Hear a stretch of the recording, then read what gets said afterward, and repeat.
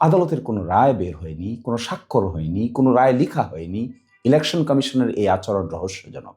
চট্টগ্রাম ২ আসনে জনাব সারোয়ার আলমগীরের নির্বাচন সংক্রান্ত মামলার হাইকোর্টের রায় হয়েছে আজকে, কিন্তু হাইকোর্টের রায়ের কোনো কপি বের হয়নি।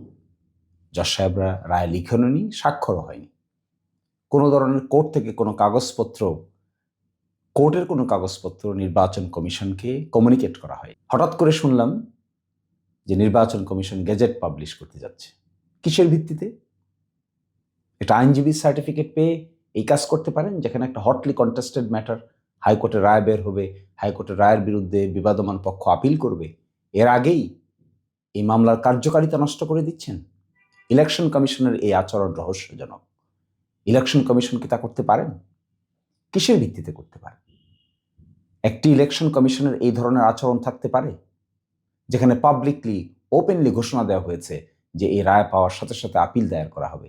উচ্চ আদালত আছে, আদালতের প্রক্রিয়ার প্রতি শ্রদ্ধাশীল না হয়ে আদালতের প্রক্রিয়াকে বিনষ্ট করার জন্য এটি করা হচ্ছে। কেন করা হলো এটি? খুবই মিস্টেরিয়াস। এই ধরনের কথা, এই ধরনের কাজ যদি ইলেকশন কমিশন করে, তাহলে সেই ইলেকশন কমিশনকে মানুষ কেন বিশ্বাস করবে, কেন আস্থা রাখবে? এটি কোনোভাবেই গ্রহণযোগ্য কোনো কাজ হতে পারে না। আমরা সর্বশেষ সময় পর্যন্ত আদালতে ছিলাম, সেখানে আদালতের রায়ের কোনো কপি কোনোভাবেই কারো কাছেই যায়নি, কাউকেই দেওয়া হয়নি, রায় লেখা হয়নি, স্বাক্ষর হয়নি।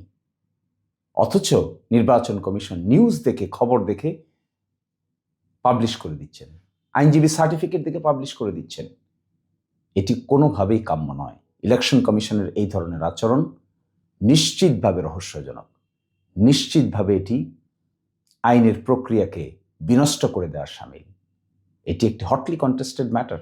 এটি বিবাদমান পক্ষরা নিশ্চয়ই উপরে যাবে। বিবাদমান পক্ষরা যাবে কেমন করে? রায়ের কপি তো পায়নি। রায়ের কপি না পাওয়া গেলে কি এটি করা যায়? এটি কোনো কার্যকর কথা হতে পারে? খুবই পারপ্লেক্সিং, খুবই অ্যাপলিং, অবিশ্বাস্য, অসম্ভব, অযৌক্তিক, আদালতের প্রক্রিয়াকে বিনষ্ট করার শামিল। আমি এক্সপেক্ট করব সকলে এগুলো এই ধরনের কাজ থেকে বিরত থাকবেন। আইনের প্রক্রিয়ার মধ্য থেকে যেটা হবে সেটা হবে। আদালত যদি চূড়ান্তভাবে সিদ্ধান্ত নেয়, অবশ্যই হবে, কেন হবে না? কিন্তু আদালতের প্রক্রিয়াকে এইভাবে কি ইভেট করা যায়? এভাবে বিনষ্ট করা যায়?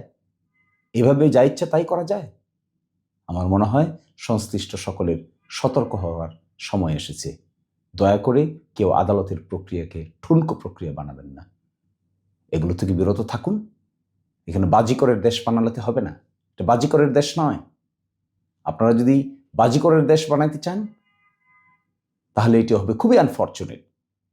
একটি প্রক্রিয়ার মধ্যে আছে, আদালতের কোনো রায় বের হয়নি, কোনো স্বাক্ষর হয়নি, কোনো রায় লেখা হয়নি, সাথে সাথে কি করে হতে পারে? এটা অবিশ্বাস্য।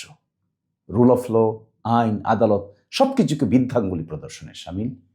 ইলেকশন কমিশন, আপনারা সাংবিধানিক প্রতিষ্ঠান, আপনাদের আচরণ এরকম যদি হয়, কেউই আপনাদের আচরণকে মেনে নিবে না।